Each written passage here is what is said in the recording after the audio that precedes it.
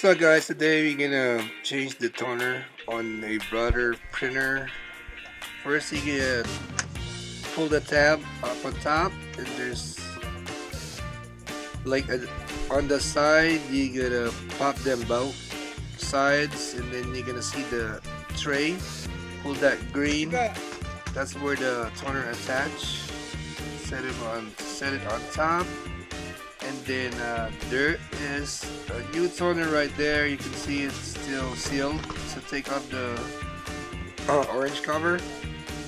Now to take the old toner out of the tray, you just pull that tab, pull it down, and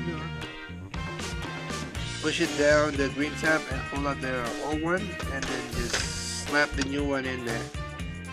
Alright, see it? So right there, push the tab down and slap the new one in and push it back into the printer. Pretty much it. Easy, smooth like butter.